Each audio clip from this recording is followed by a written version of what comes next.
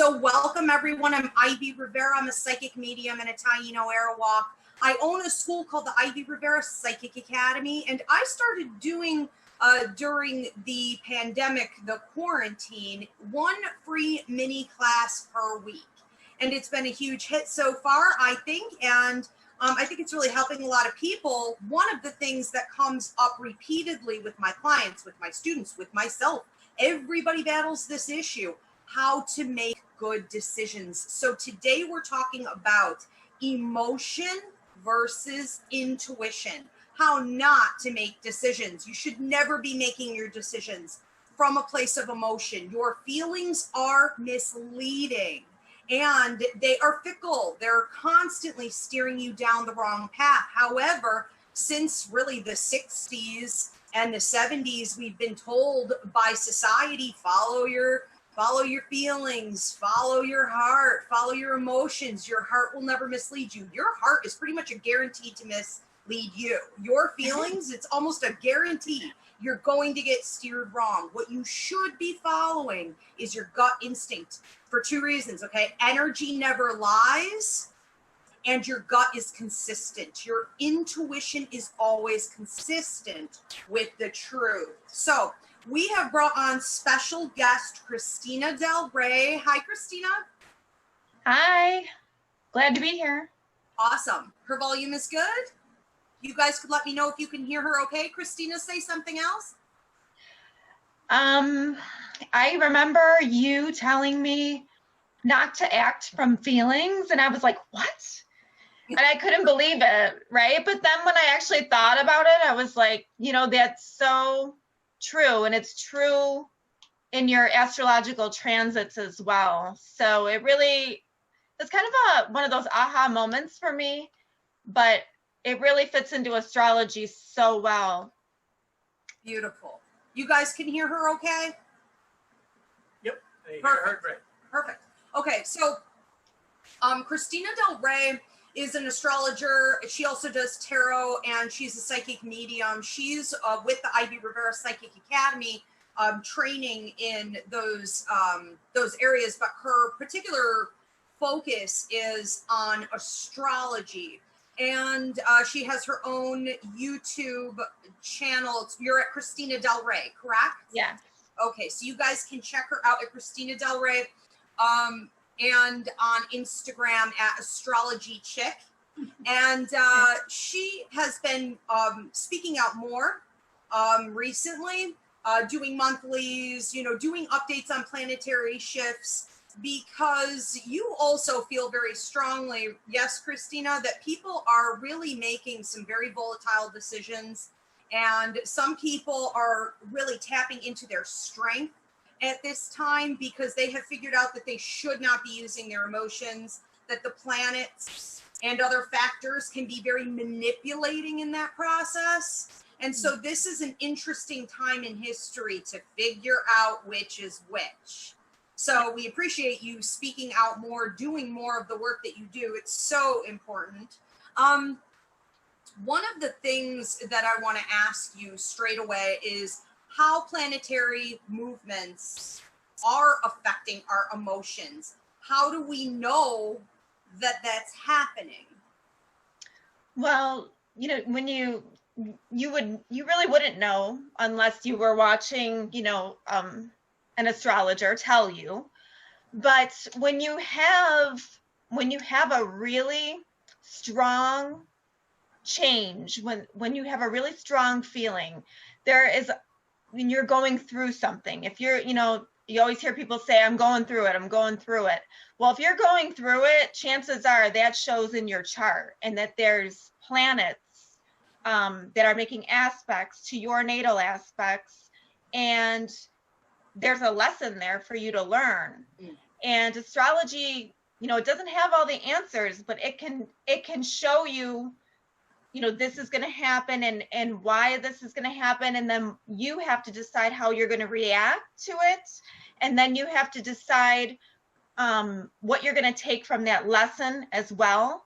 But in the meantime, you're going to have all these feelings that are so intense that they could lead you to do the wrong thing. And for instance, if you're going through a Pluto transit, and Pluto is a planet that takes you to hell and then it brings you back. So, and you don't know pain until you've had a Pluto transit. And so when you are and Pluto will bring you into actual hell. And then once you come out, you see the benefit of it. But when you're in the middle of it, it's intense. And it's going to transform you. But during those times, that's when people move to suicide, or they move to violence, or they move to murder even, and they act on those feelings.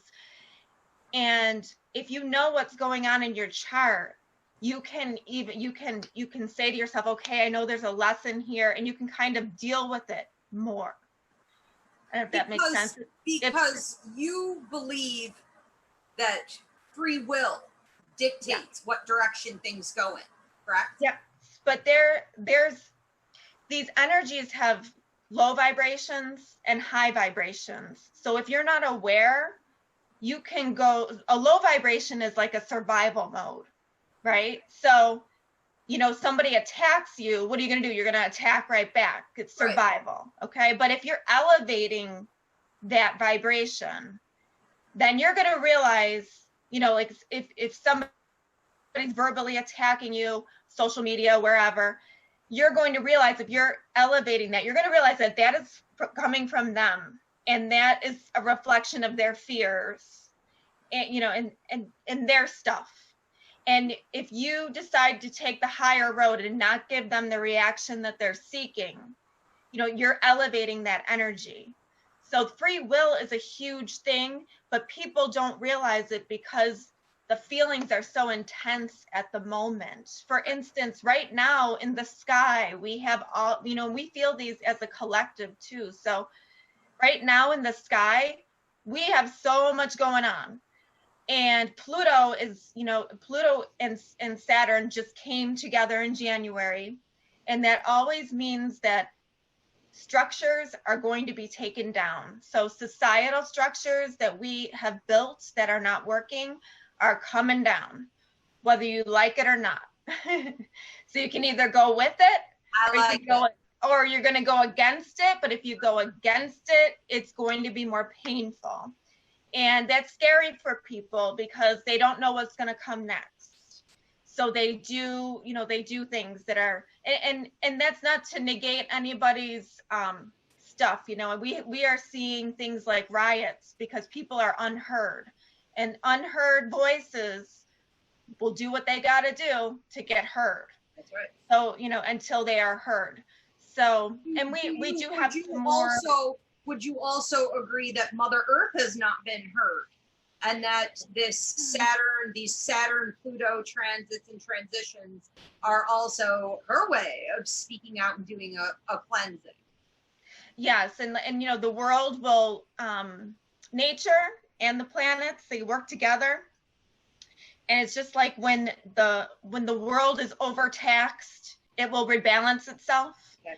And the same thing with the planetary energies. When it's going in the wrong direction, it will reset. And you have people, what we have coming in 2021 and 2022 and even 2023, but we have the start of the old versus the new, and there's going to be action. What are we going to keep that's working, and what are we going to bring in to make ourselves better?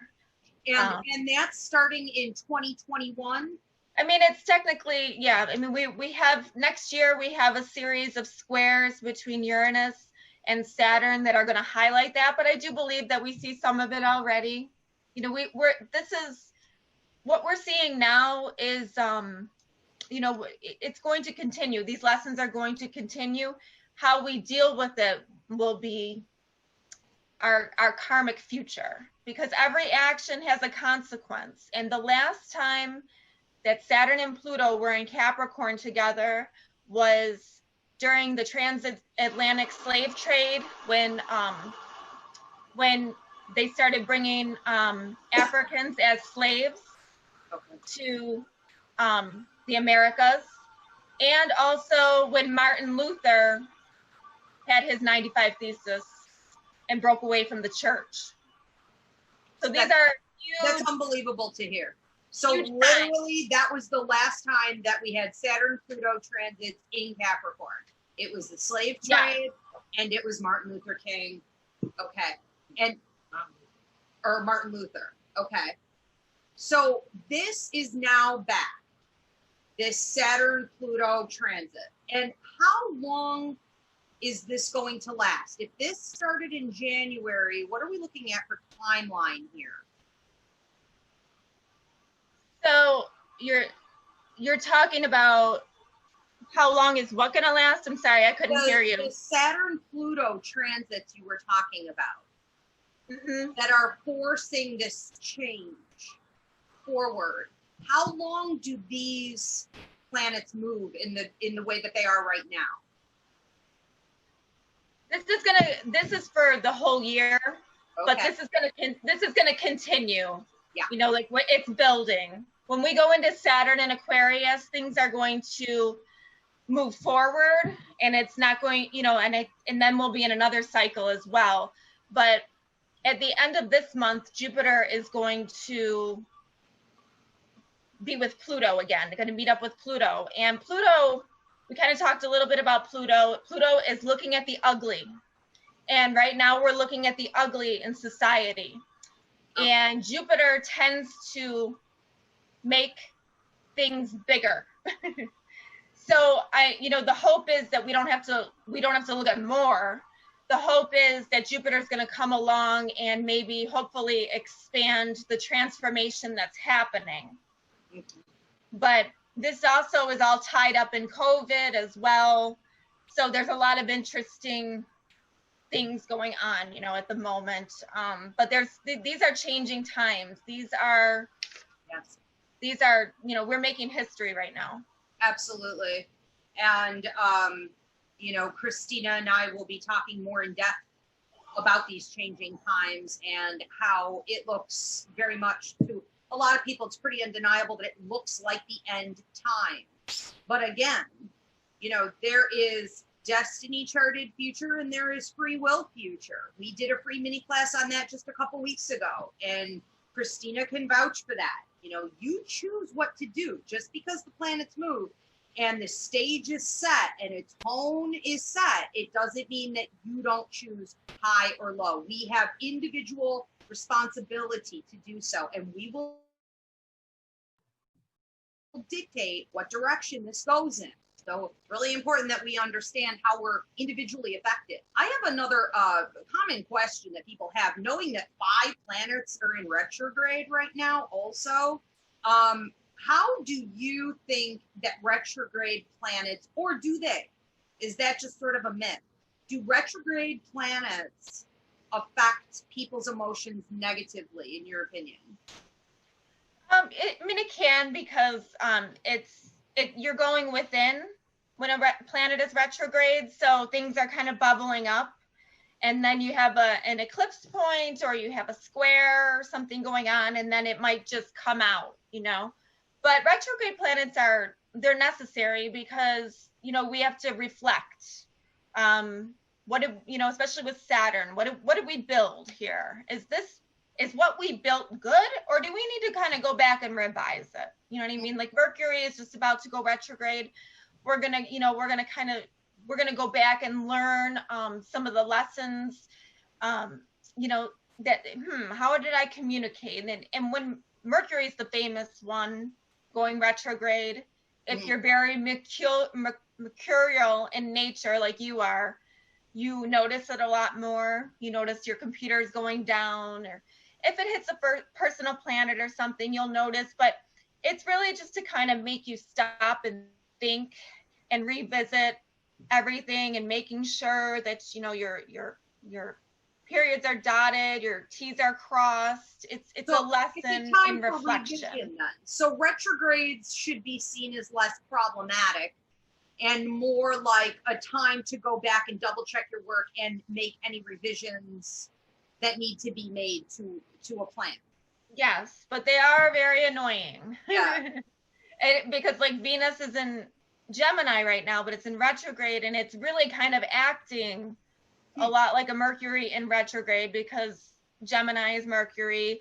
So, you know, I cracked my computer screen this week, so now I have to pay to get that fixed. You know, it's just those kind of annoying things, but yet they're there for a purpose too.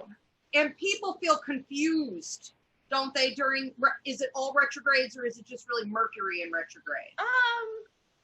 I mean, Mercury retrogrades often, so I think that they, you know, you notice that one more. Venus retrograde is more about love and relationships and values, and you know, and we're going over, as a collective, you can see we're going over our values right now. You know, what are our values, and what is our truth? And with the nodes and the eclipses, you know, the truth that we have known before is going to change drastically, whether you like it or not. That's right. You know, so these things are just going to happen. It's not a choice. It's how you're going to react to it. But during the retrogrades, even though they are annoying, yeah, I would just reflect, you know, and just kind of say, okay, constantly say, what's this lesson here for me? How can I raise the vibration? What in my reaction can raise this vibration? And if you're having a personal transit where you're having a personal crisis, that is something that speaks to your chart personally, and you want to make sure that you are not acting in a way, especially if you have Pluto, it's very karmic, Saturn's very karmic, so you want to make sure you're not acting in a way that's going to negatively affect your karma in the future too. You want to resolve karma, so you want to make sure that you are operating on the highest of vibrations. Yes. All about the lessons. Resolving the karma is all about the lessons. I want you to, you know, expose more, help the audience here understand what happens with certain planets. What should they watch for to understand how their emotions are going to be the most negatively affected? I think it's really, really sad that there aren't more astrologers out there talking about how high the suicide level gets when people go through certain transits, and how people feel so trapped in a cycle because they don't understand that it is just a cycle, that it is just a planetary shift. They think there's no end to any of this. Not enough.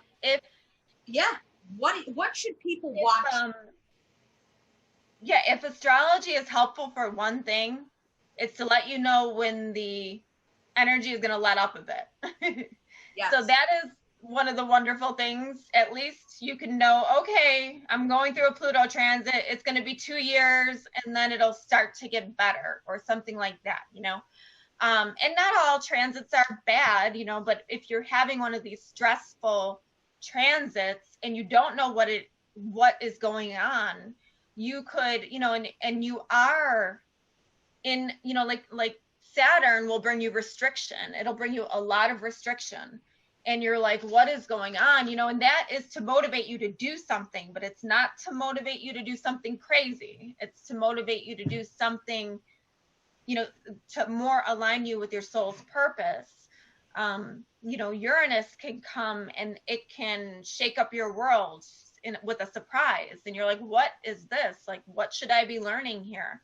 But the darkness that can come with some of these transits is it's so deep that, you know, if you react from that feeling, you could really get yourself into a whole lot of trouble and really ruin your life, when it was just something that you had to go through to get to the other side.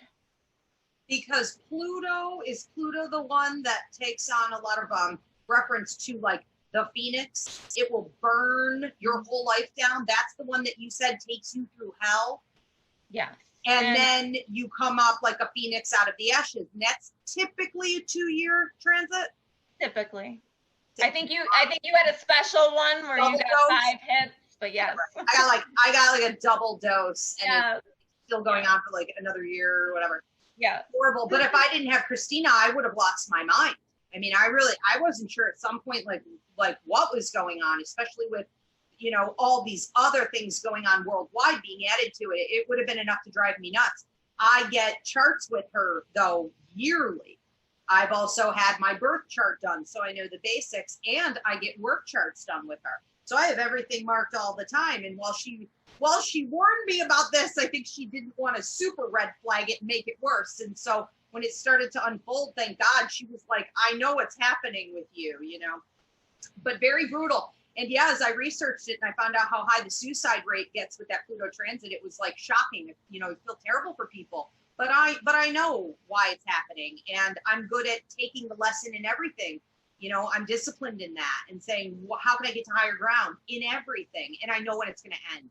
So it's really important that you guys regularly have your charts done or follow her. She will keep you updated on YouTube on what transits are going on, you know, how bad it's going to be, when it's going to end. You have to know these things to stay stable. It helps you make good decisions from your intuition, not your emotion. Also, you mentioned the Saturn transits being about restriction. Mm-hmm. That's a big one. Yes, because isn't that the one that tells, it's sort of known for holding on to all your blessings, and you have to work double as hard to get not even half as much back? Well, see, and with Saturn, like, you know, everybody has Saturn, and you have to, at some point in your life, you're going to have to do your Saturn. And these are karmic lessons that you came to learn. And if you don't do the work, there won't be any rewards for you. So it will give you chance and chance again. And once you do the hard work and you stick with it, and you not only learn the lessons, but you have to, like, you really have to be ethical. You know, you can't, Saturn's like the great teacher, you know, like that you hated when you were in school because they were so mean, but yet later on you were grateful because you learned so much, and that's Saturn. So, you know, you can feel very stressed out and very restricted, and like, you know, life is really sucking right now, but when you put that work in, Saturn will recognize it, and it will come later. The rewards will come later, and really, you know, you earned them because Saturn is saying, Sure. you earned them. Yep, and you have to earn them. Yeah. Yes. No shortcuts. It's a major wake-up call for people when they go through that. No shortcuts. Not with Saturn, no. No. Mm-hmm. I also wanted to ask you about you talk a lot in class, in astrology class here at the Academy, about eclipses. And you're always big on warning us students. You're like, watch out, okay? This is lunar, this is this. And you'll tell certain people it's going to affect you more because of this. What should people know about eclipses and what they trigger typically? So depending on the eclipse, but typically a lunar eclipse is, it's a full moon, but it's like a high charged full moon. So you know how things get at an emotional high point or like a crescendo, that is really like extra charged on a lunar eclipse. But the whole reason it's there is to push us into the future and to kind of push the reset button. And we get a series of eclipses, usually in pairs. But this year we have 3 during this eclipse season, which makes it unique.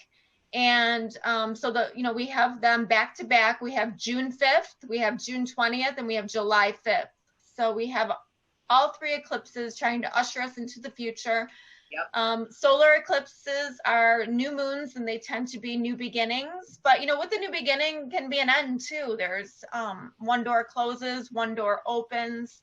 This is typically what you see. And if it's making, you know, and everybody feels it to a degree, but if one of your personal planets is affected, if it's close, then it's going to be a big deal for you. So, you know, and if you're aware of it, then you can make wise choices. But if you're not, and you know, go do something crazy with that emotional high point, you know, again, we're talking karma, we're talking, you know, consequences of just, you know, your actions. So you have to be more conscious. I guess, like, that's, we want to raise the consciousness. Yes. And then once we're conscious, we can raise vibrations. That's right. That's right. So So we're always learning. Like I'm always learning. I learn from you, you know, your classes, you tell me things, you know, that's why like I can't just read myself. I have to go to you so you can, you know, look objectively at what's going on. And I go, oh yeah, okay, now I see. Because when it's just ourselves, you know, we don't see everything. We have to have an objective point of view. And that's something I always tell clients too. If you're having this emotional high point, step outside of yourself, take a look at yourself and say, okay, am I acting rationally right now? Is this for my highest good? Crazy sneaking out. Yeah. Like, so you back in, or am I vibrating at a high level right now? So, and you know, to say like, you know, and that's not to say that you don't need survival, because you do need survival vibrations. Maybe someday you'll be in a situation where you have to go to survival mode. Yep. But we were here, we're put on the earth, you know, the incarnation on earth, so that we can learn human lessons and raise our level of consciousness or our vibration. But we can't live on survival mode, because that will just get us in trouble. If we live on reactionary, not the way. And, right. and I love how you said that, you know, by being mindful, we can control the decisions that we make, control our thoughts, and ultimately, you know, control our emotions better. And the only way to really do that is to be educated. And how do you get educated on this type of information that is always changing, right? But thankfully temporary. And how do we take advantage of these opportunities? I love the way you said that, but people have to be diligent. You know, we can't just say, well, I feel this way, so, you know, these are the choices that I'm going to make. Or people always, you know, I'll post something that's really inspiring, but it requires hard work, and it's crying emojis, you know, and they're always the ones who post, well, easier said than done. Bottom line is you can't be lazy. You can't. Educate yourself, you know. And do you ever think about people in your life? Like, do you know somebody who only operates from emotion? Right. And they're all over the place, right? They're like a tornado. You don't know which emotion you're getting today, right? You don't know what reaction you're getting. You're like, oh, I'm going to stay away from them. They're crazy, right? Yep. Because they're out of control, because the emotions are leading them. And you can't lead with that. You know what I mean? You have to, and intuition is much quieter. Intuition it's something that keeps coming back, and intuition's quieter. That's why they say to meditate or to quiet, you know, have quiet around you for a certain time of day, because you can't hear intuition if you're only listening to emotions, or if everything's really loud. That intuition is a whisper. It will whisper to you what you're supposed to do, but if you're not listening, you won't catch it. We did another free mini class a couple weeks ago called the Still Small Voice, that can help you after you watch this to get extra practice in how to know what to listen to. Because, you know, the other element of this that we haven't talked about yet is that people want certain things. You know, when you want something, even if your intuition or the higher energy from the planets, the bigger lesson is to move past that. If you want something, you can emotionally convince yourself that that's the right thing, almost like having a temper tantrum. And I like that you brought up people who are always making decisions from emotion, or they're always, oh, I can't, or it's easier said than done.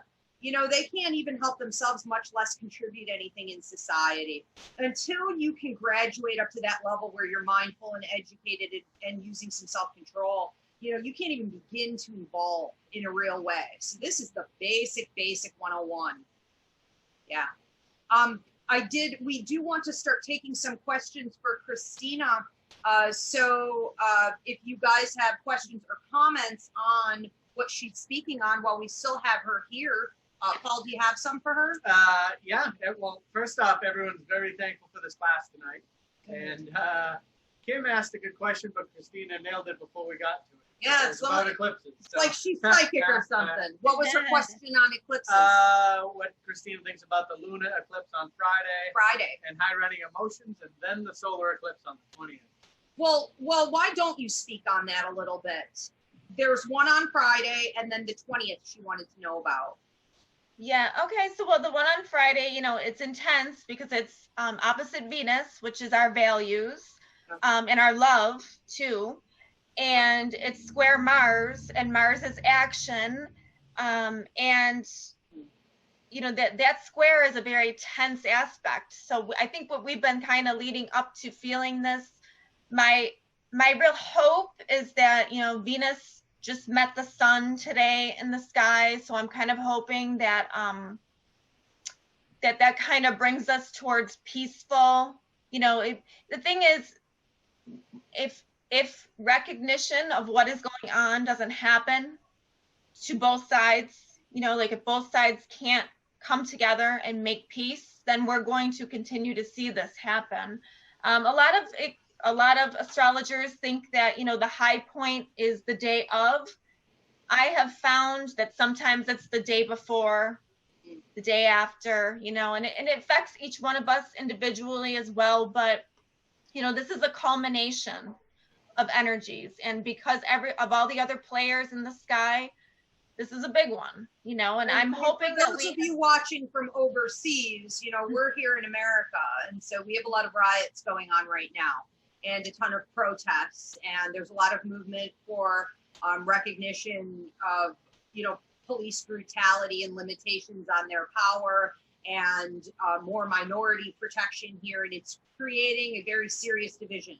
And anyone who's been hiding their racism is now coming to the forefront, even if they haven't been outed before. It's getting really, really intense. And what Christina's talking about here is an eclipse coming up on Friday that is bringing Venus, love, right, into action, but it is squared, which is a test to Mars, which is the planet of war, correct?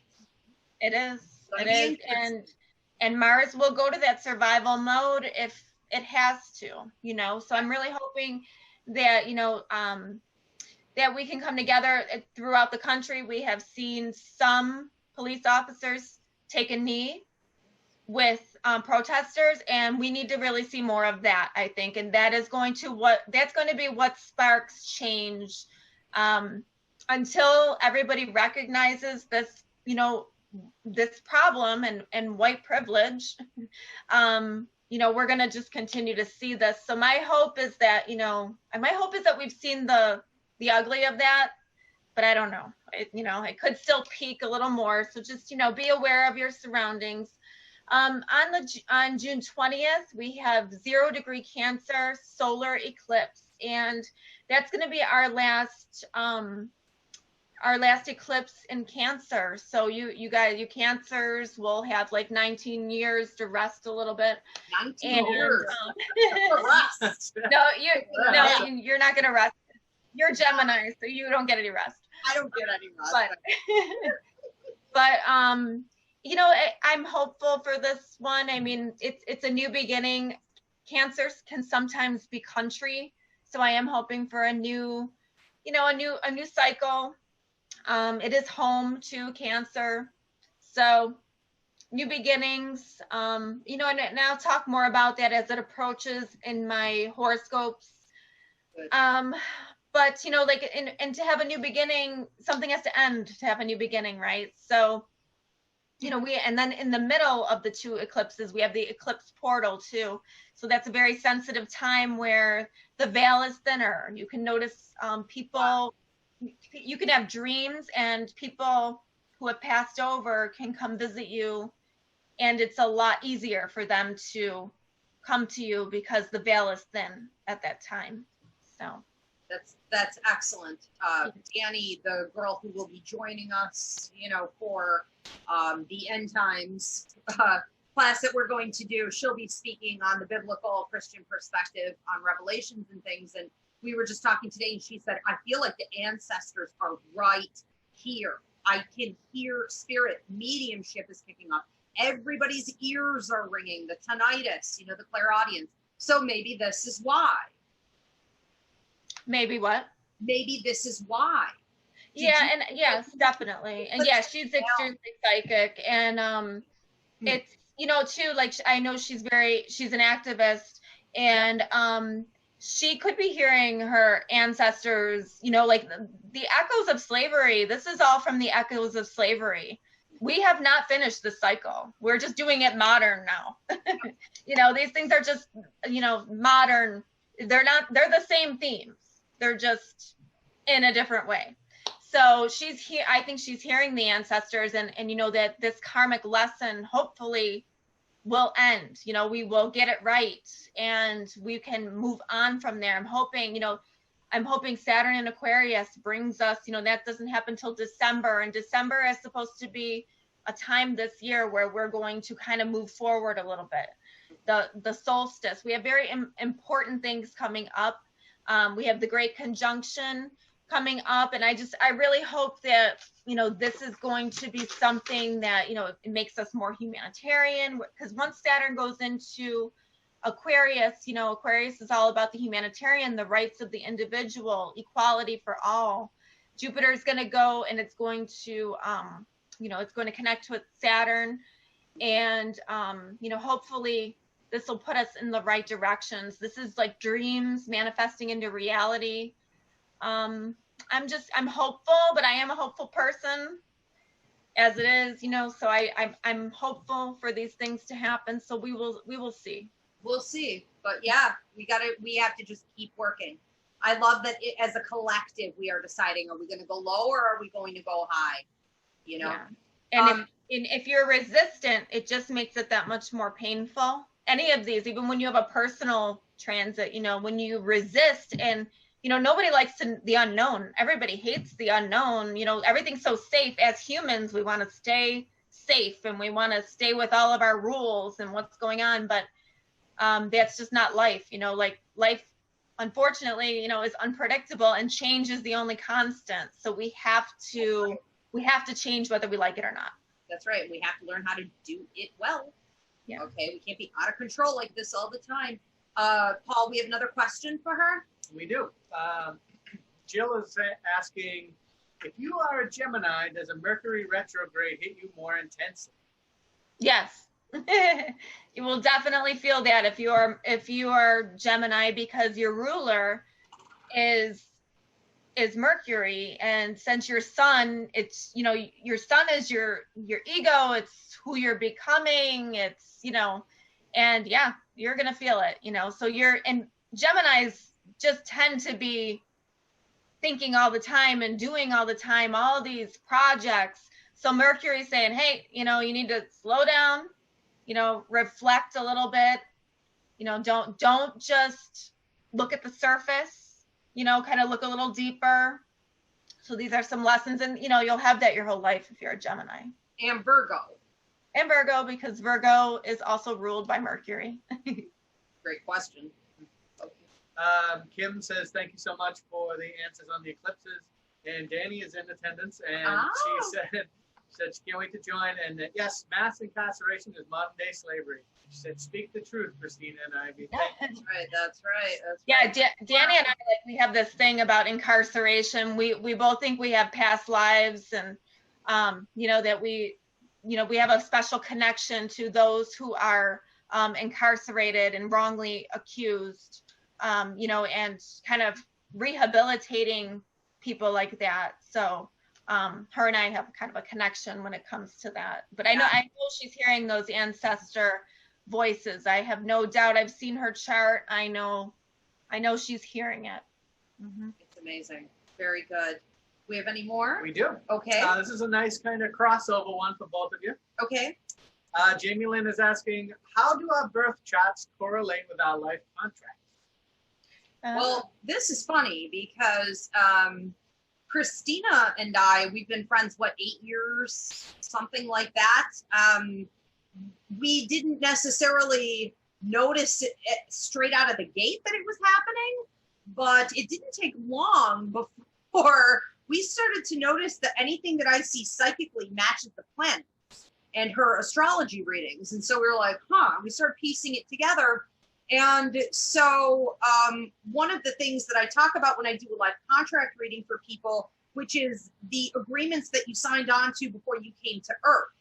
Okay, so for those of you that are lost, you don't know what direction you're going in with your life, whatever it is, You can get a life contract reading and I can show you what you signed on to do and where the deadlines are. Well, one of the interesting things that we've noticed is that what she sees for people when she does their astrological birth chart matches that. Mm-hmm. And and I think it just kind of speaks to that, you know, it is fated in a way. Like, we have free will, but these things are fated. So I'm just looking at the planets and seeing them, and you're feeling them. Yeah. So it's all the same. It's all connected. We're all connected anyway, but all the energies are connected. And, you know, we're just tapping into it in different ways. You know, Paul taps into it with the tarot cards. You know, I'm tapping into it with the planets. You're hearing spirit talk to you. But, you know, and anybody can learn how to tap into these different, you know, ways. And all they need is a little bit of training and, you know, to spark you. So, like, I took your mediumship class, and that was like life changing for me. And even now, like, I don't want to be a medium, but those lessons will forever, like, have changed my life, you know, and put it on a different path. So, and it's a language. Mm-hmm. And this is, you know, what I'm always trying to explain to people. It's not about giving readings. It's about self-development a lot of the time. You know, you don't want to give readings. You don't have to give readings, or you're more of an astrologer than anything, but to learn the language of mediumship, to learn how to communicate with the deceased and guides and receive direction from your higher mind in the universe, it's huge. And I feel like what astrology adds to it is that stability, that timeline, that guarantee, that net, that knowingness. You know, what's the point to all of this? Well, just look to the planets and they tell you. You know, we have so much more help than we understand we do. We didn't come here free falling. You know, there's an order to this. But people have to get educated on it. So that's a great question. How do the life contracts that I do and Christina with her charts, how do they match? They match perfectly because I hear the planets and she reads the planets, and it's, you know, you get printed out of a computer exactly what I saw that you signed before you came to Earth. It's amazing. We've been like, her and I are always amazed. I don't know why. Like, it spits out again. We're always like, oh, see, this matched, you know, like we're. But it always happens. It happens all. It's been happening forever. We have another question for her? We do. It's kind of another crossover. But before that, okay. Jill, who had asked about the retrograde, says, thank you so much. I knew I felt it, but was taught I was wrong. Unlearning toxicity is such a blessing. Wow. Yeah. Can you repeat that, Ivy? She said that someone taught her wrong. That she did not understand that about the retrogrades, and she's thanking you for clearing that up. She said getting rid of that toxicity is going to help her a lot in her life. Mm-hmm. Good. This one was also from Jill. She said that she has trouble knowing the difference between emotion and instinct. Being Sicilian, I'm very emotional. Yes. Oh, I am half Sicilian as well. This is your girl. Yeah. And Pisces Moon, yes? Oh, yes. Yes. It's a lifelong lesson. It's not something you really learn. You know, it's something that you sort of have to get educated on, and that's where Ivy's classes come in. But it's a lifelong lesson, you know, and but it is so empowering to be in control of it rather than have it control you. That's really, like, you know, you can't control how you feel. That you'll never be able to control that. Those feelings come, you feel that way. The only thing you can control is how you react to that feeling that you have. So it's just, you know, you're not always, if you're aware of it, that's like the first step. Awareness, yes. Okay, and so we'll take, Christina, do you have time for one more? Sure. Okay, and then we're gonna let Christina go, and then I'll get into my part of the curriculum, and we'll do a Q&A on that also. We're good on questions now, but Jamie Lynn said, yes, so powerful. Thank you both. Okay, very good. So, Christina, is there anything else you wanted to tell people today that they should be aware of to help to stay stable? I think that, you know, start looking. I know that like Pluto is showing us the ugly right now, right, in society. And I think that, you know, recognize the ugly, recognize other people's experiences that are not like yours, and, you know, show respect to others and how others feel, and then start looking for the positives, so that, you know, that you're like, if this is all getting to you, you know, and I haven't been able to do anything like the 2 days of the riots that we had here. All I was looking at was my phone and live feeds, and I was so concerned about students and people, you know, like, so, you know, take a breath, meditate, you know, maybe listen to your horoscopes, listen to my horoscopes, so that you can see that there's a bigger picture and you can be more positive and put some positive energy out. Yes, we have to look at the ugly, but we can be hopeful as well. And I think it's so important too that people are really examining and being honest that maybe they've been on the sidelines for far too long. And now they feel like it is erupting, like something must come out of them. And they don't want just an emotional basket case to come out of them. They want something productive to fight for the right side to come out of them. And this is a great time for people to look at what they can do. Right. Marching, volunteering, you know, doing prayer for other people. There are a million. Bring water to the protest. Bring milk. Okay. Like whatever it is, there's something that can be done. And I think this is an opportunity for people to understand more of what they actually came to Earth to do. You know, how can I be helpful in ways they never have before, instead of just letting it come out in emotions, you know? Mm-hmm. It's awesome. Christina, thank you so much for me. being here. I love you always. I'm sorry that your yard flooded last night. Oh, yeah. Hurricane like rough. But I think everyone needed a nap. I think it was God's way of saying everybody needs to go home and lay down because things are getting dealt with for today. You know, we did see some breakthroughs with the situation, little bit. So we will have you back here. We chose to do end times, where we'll be talking about more of these transitions. What does it look like in Revelations? You know, Hopi prophecies, astrology. Are these the end times? Saturday, June 20th at 9 p.m. We'll have Christina back. And for now, I'm going to get into my curriculum, and then we'll be taking more questions. Thank you, Christina. We'll see you soon. Thank you for having me. Always a pleasure. Always. Okay. She's so good. Okay. So I don't know how you log her off, or if I have to log her off. Okay, I think she logged herself off. I do want to have Paul, if you could, put in the comments how, if you didn't already, they can find her on YouTube, her Instagram, and I would highly recommend to everyone booking reading with her to get your birth chart done, your astrology chart. But I would also highly recommend anyone who owns a business that you see her for an annual work chart, so that you just know, okay, I'm in June. Here are my hit days. Here's the day to avoid. You know, maybe stepping out and doing something brand new. Everything should be lined up for you beautifully. She has helped in the last 3 to 4 years. I've just like expanded with all of my business practices because she knows where everything lies. Okay, it's amazing. We still have people tuned in. We didn't like log off accidentally or anything. No, everyone's still here. Okay, so I did want to ride off of that one question. I'm trying to think of what it was exactly, where the last one that was for really both of us. Yep, the emotion one. I believe so. I have trouble knowing the difference between emotion and instinct. Okay, good. So I want to get into the curriculum here. Okay, what can you do to tell the difference between your intuition and your feelings? Well, a couple key things.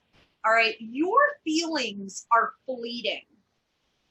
When Christina said that your intuition is subtle, it is more quiet, that would be accurate. If you're struggling with this, you may have missed the other class that we did, the still small voice. Start there with that. But ultimately, the only way to really learn the difference is to be disciplined. It's almost like a behavioral modification that you want to do for yourself. You want to become so mindful all the time of where your thoughts and your feelings are that you're no longer disassociated with yourself. You're not disconnected and detached and chaotic. You should always be able to tell the difference between your emotion and your intuition, because your emotions may not bring you any kind of peace.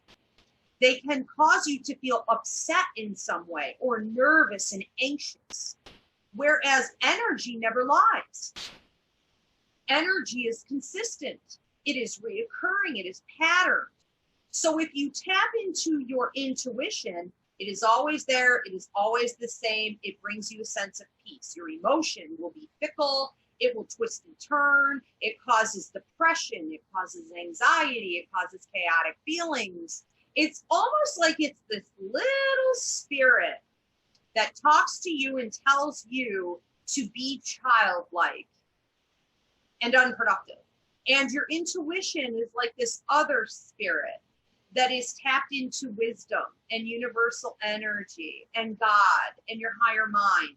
And it's always telling you to do what would be wise, okay, and best for the whole. So the only way to get there is practice, practice, practice. Practice makes perfect. But yeah, there are some very easy ways to tell.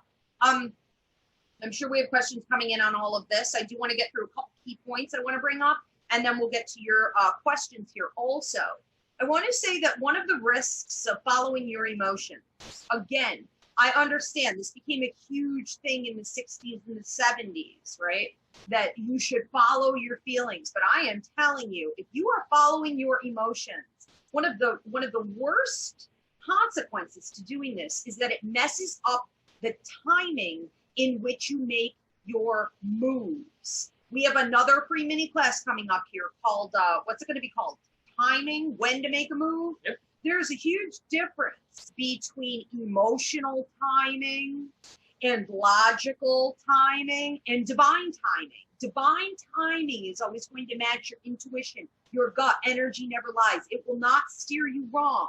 But when your emotions kick in, you know, people often move too quickly, hastily, or they wait too long. They become stagnant. So timing is really affected by your emotions. Again, this is why Christina can help you, because if you're watching, like you follow her on YouTube, you can listen to the planetary shifts. You understand that that might be what's making you hasty, or it's making you seem lazy, or like you're not moving right. You can't tell when to make a move. Pay attention to those planets that can be affecting that judgment, and that's huge. Okay, making a move at just the wrong time can cost you everything.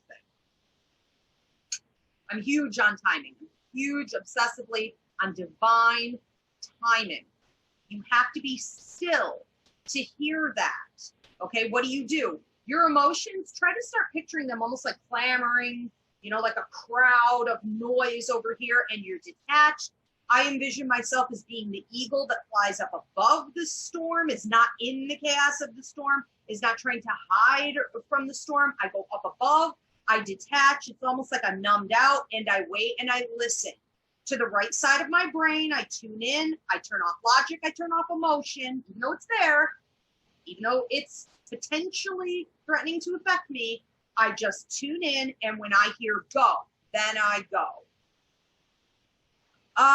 So we talked a little bit about the still small voice, okay, that other free mini class. And Christina brought up how intuition is more subtle.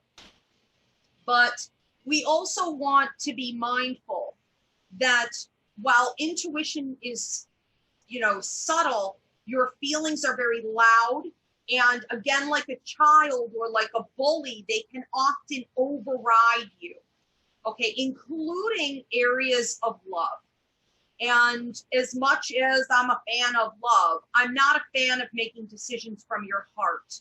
Those of you who feel that you're in an obsessive relationship, or you're sort of addicted to somebody else, you don't understand why you can't get past them, but it's a dysfunctional relationship in the day-to-day. Or you may have this with your children, you may have it with your parents or whatever, but you know, these relationships are often based on soulmate connection, and there are cords, and cords between people, contracts that we signed on to before we came to Earth, between certain people are going to be more dynamic than others. And when your feelings kick in, they can really be misguiding about how much you should be tolerating in relation to this person, whether you should be there at all, how to set boundaries.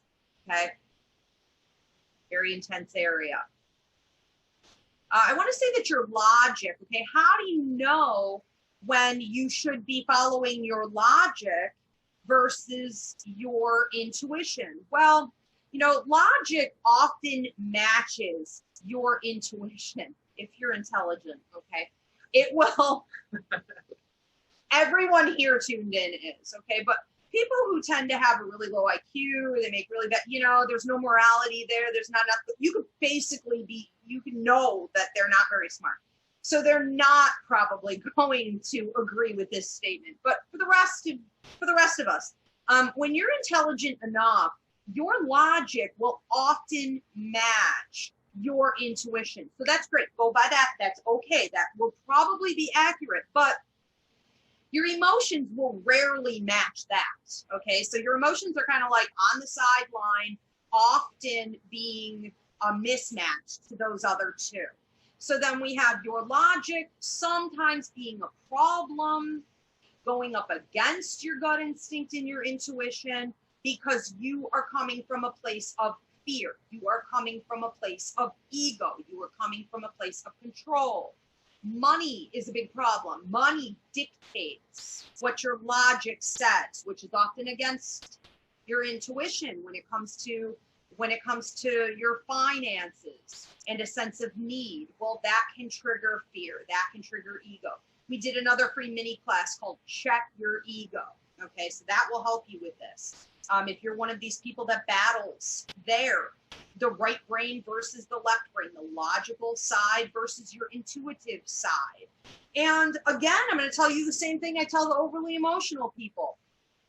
My Virgos, my Capricorns, who else is very, very, Libras, who else is very logical?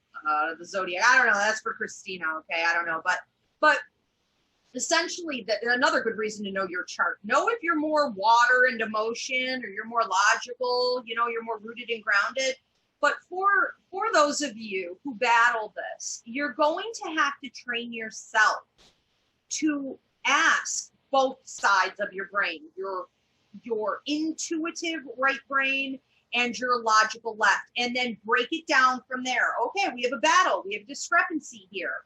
All right, well, then you need to come at it very simply and say, am I coming from a place of fear, or am I coming from a place of love? Am I coming from a place of ego, or am I coming from a place of faith? And that will be your deciding factor on truth. I also wanted to talk about, I think I had one more thing I wanted to say on this. Oh, you know, pray for clarity. If you're really that confused, you can't seem to get a straight answer. Maybe you don't have a psychic medium to go to, or an astrologer. You can't talk in the middle of the night, you know, whatever. We do have the call center, okay? 7 days a week plug, Ivy Ceiling call center. But say you can't for some reason, call in your higher mind. Your higher mind is an accumulation of all the people that you've been in the past, all the successes and wisdom that you've accumulated over the years. If you're an old soul, you should be able to call on your higher mind to give you the answer. It'll feel a lot like your psychic intuition. You can call on your guides. You could call on your angels. You had a team appointed to you when you came to Earth. You have 5 guides, 2 angels. God is available. Okay, ask for help and clarity. I did also just want to say on this, okay, other ways to know that it's right. If you start making the right decision, even if you have just mentally leaned toward the right decision in your thoughts, all of a sudden the universe will start working with you. The universe will start supporting you. Networking will happen. Your phone will start to ring. The red lights turn green. Prosperity starts to trickle in. You're talking to the right people. You have a good feeling. You know, maybe a health problem clears up, whatever it is. Immediately, the universe is supportive of you working with your intuition, not your feelings. Okay. think that's pretty much all I wanted to say, other than I'm a huge fan of not being a crybaby, you know, not being a weakling, not always sitting on the sidelines. Oh, it's too hard. Oh, easier said than done. You're gonna fail. I don't even know why you tuned in, honestly, you know, seriously. Like, if you can't even hear it without getting upset and failing, you know, stop waiting for someone to rescue you. No one's coming. You're it. This is it. Okay. So do the work and you will reap the benefits and rewards. We have questions? Yeah, we have one from Masha B. She says, when, if ever, should we use emotions? When should you use emotions? When you are being victimized. When this is why right now is in our country, especially, you know, it's such a volatile time because we all feel victimized by what we're witnessing, right? Even people who have been like, well, it's not my problem, or it's yellow car syndrome. You're just choosing to see that the police, you know, do that. That's not really what happened. Oh, yes, it is. And any minority will validate that for you, that it's all the time, okay, in a million different ways, whether it's being dismissed and ignored, overlooked, brutalized, it's all over the place. But I think that we all share in unity this one thing with our emotions, and that is that when we are victimized, when we are treated unfairly, that we feel a fight or flight reactionary response to that abuse. And we have to know that in those moments, whether you're being abused in your home, you're being abused by a love partner, you know, your parents, the police, whatever it is, you know, you have to know that that is when you need to trust your feelings. They are at almost like a rudimentary level here, you know, at a base level, accurate in helping you to survive. Other than that, I don't know. When do I pay attention to my emotions? Paul and I aren't very emotional necessarily. I don't know. When do you pay attention to your emotions? Beyond that, you know, I really feel like probably not so much.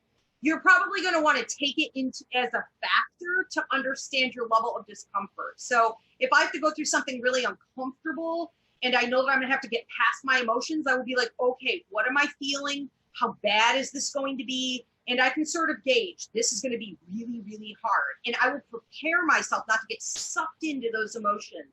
I will have books to read. I will have YouTube videos to support me. I will make sure I'm doing extra meditation, or I'm treating myself more, or I'm sleeping more, you know, or I'm disconnecting from the world. I will make sure that I'm prepared for the battle with those emotions, for what I know I have to do. That's another time they're useful. That's a good question. We have any other ones? No, but we do have a couple comments that came in that said, Michelle says, your honesty is so refreshing. Thank you. And Jill said pretty much the same thing. She said, I love that you're always honest and blunt. Thank you, Ivy, for everything you do. It's a blessing and a curse, okay? I do my best with it. All right, thanks so much, everybody, for tuning in. Our next free mini class is going to be, what is it? Your fear of leveling up? Correct. Is that actually, okay. So your fear of leveling up, what exactly is inhibiting you from going forward in your life or causing stagnancy? We're going to break that down for you and empower you to go forward. That's going to be June 13th at 9 p.m. In the meantime, also, your weekly horoscopes are now up here on my YouTube channel. Check them out. Thanks, everybody.